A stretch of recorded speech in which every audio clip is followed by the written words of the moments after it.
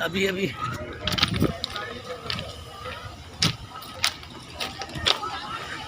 अभी अभी अल्लाह ने बचा लिया जी। बहुत बड़ा रेल का एक्सीडेंट होने वाला था, अल्लाह ने बहुत बचा लिया।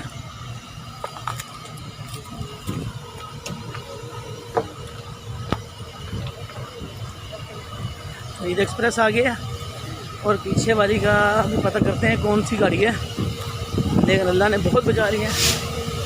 फरीद का आखिरी डब्बा हिट हो जाता तो बहुत बड़ा जानी नुकसान होने वाला था।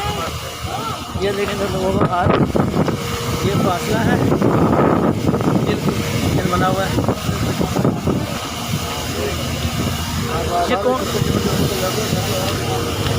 ये कौन सी गाड़ी है? Green line. अल्लाह बचत होगी जी, मैं खुद देख रहा हूँ मेरी आंखों सामने आया। मैंने कहा यार धूल हो गई है, धूल इधर आया देखे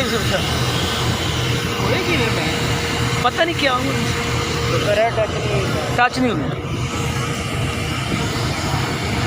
ये ग्रीन लाइन है जी, ग्रीन लाइन और फरीद एक्सप्रेस। अल्लाह ने बचा लिया, बहुत बड़े हादसे से बचा लिया। अगर हिट होता तो आखिरी डब्बा बहुत बड़ा हिट होता, बहुत नुकसान होने वाला था।